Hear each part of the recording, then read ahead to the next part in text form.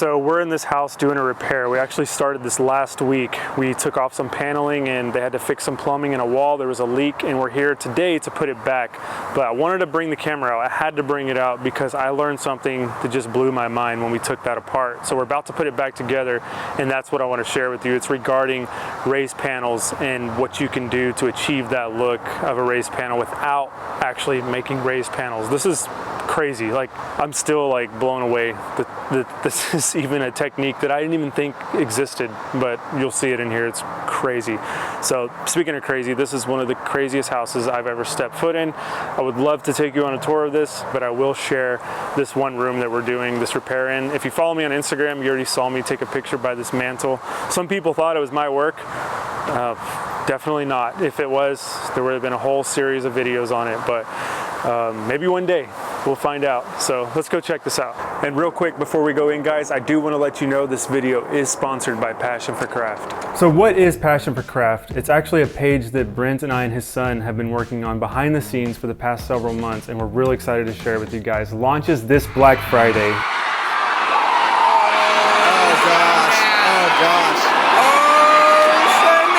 And it's gonna have a ton of benefits in there. You guys can click the link at the top of the description and go check it out. Some of those benefits are what, Brent? Well, I mean, basically this whole thing is an effort for us to kind of share our information, share our knowledge to a wider community, make ourselves more available. So there's a Discord community page, there's a lot of Q&A stuff, there's access to my library and the chance to build up your own library based on things that we've got printed, and access to you too. Yeah, and I can't even believe it, but we're doing a podcast. Yeah, I'm Jackson. I have zero experience with carpentry. I studied at a school for historic preservation in Boston and learned about how things were built, 250 years ago. There's a long way to go. I'm nowhere near the top. Not that I thought I was, but there's so much more to do out there. We're talking through all the things of modern day building, lost art of building stuff like what Brent specializes in. And another thing you guys are gonna have access to is FaceTime consulting with me. So if you have a problem on a job site, I can actually walk you through that, and I can talk to you guys about anything. Pricing, it's all over there. Links in the top of the description. You're not gonna wanna miss this. Check it out, guys. And there's that glorious mantle. Look at this, guys. This is so cool. So down here, you can see this is the area that we accessed. We went ahead and chose the path of least resistance with this because we got into this panel and you can see the wall cavity in there. There's access to plumbing and whatnot. When we started tearing this apart, I was thinking like, whoa, this is gonna be crazy, because if you look at this stuff, you've got raised panel here, cope and stick joinery all around, locking that in, and it's just like, it's gonna be a nightmare. It's gonna break and just, it's all glued together. That was actually not the case. So let me show you what's going on here. We left this section of the paneling in place because there was no need to take it out. This backing right here wasn't drywall, it was actually plywood, and I saved it. I cut this out with the multi-tool. So we're gonna pop this back in.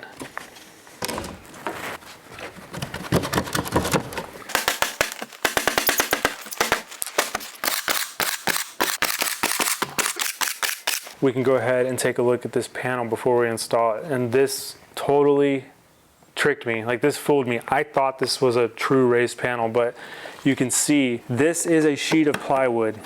That's what this is. It has this top layer veneer, and then this raised panel, this molding right here, that's all it is. It's a molding. It's an applied molding. You can see where it comes together right there. So you got your plywood. This molding right here is nailed in to the side of the plywood. Gives you that scoop raised look, just like a raised panel, and it totally fooled me. So this will drop back in right here like that.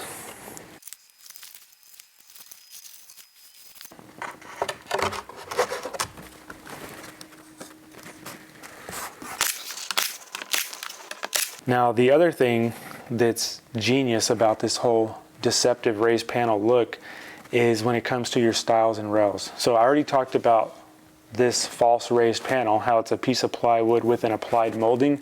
Same thing with the stiles and rails. So let me tell you how traditional stiles and rails would be. This would all be one piece of wood.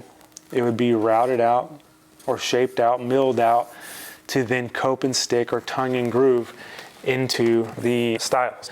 And it would all lock together just like a cabinet door. I'm telling you, when we started popping this off, I was just like, I've been lied to my whole life. Like, what? This is a false raised panel, but it looks just as good. So let's go ahead and put this back in, and this will go right here. And I can just simply line up that stain line like that and make sure it all fits together good. Oh, I'm good with that. So I'm going to go ahead and throw some glue on this as well. And interestingly enough, they did not pocket screw this whole thing together. They just lock nailed it together. So that's exactly what I'm going to do.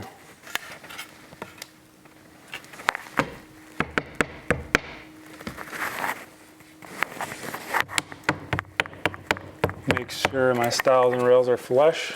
Saw the proper glue squeeze out there. Now before I shoot this in, I do want to take my moldings here. We wrote on these. So this is my left side. This would be my right. I want to make sure these fit before I actually send that top rail home. So that would go right there. Looks like I got a nail sticking out. That'll probably fit. And then let me check this side. That looks like that's going to fit as well. So this should drop in right here. Get a little compression fit. That looks like it's going to go. So we'll throw some glue on that one as well.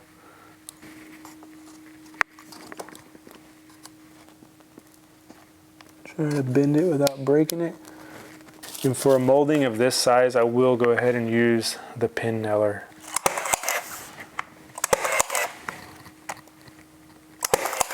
So now that everything checks out as far as my raised panel, I can go ahead and send my top rail home and lock nail it together.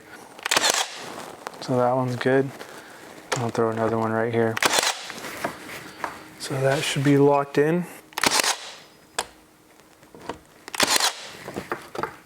All right, our raised panel is set. Some minor touch-ups with the painters, but yeah, we'll get our chair rail in next. This will just go back right how it was.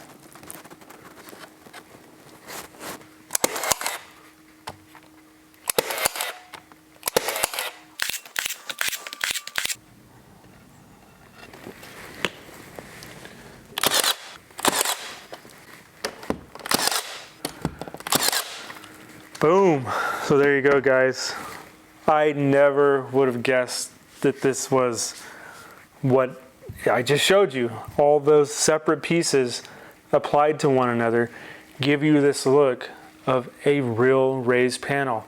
It fooled me, and I would say I'm pretty hard to fool when it comes to stuff like this. Like I'm always looking at stuff like this. It's like an obsession. So for me to walk in here and say, oh man, we're gonna be here forever trying to pull this out, this raised panel, that we're gonna have to drop it back in, to then get our little pry bars working on it and say, whoa, this is a separate piece. Whoa, this is a separate piece.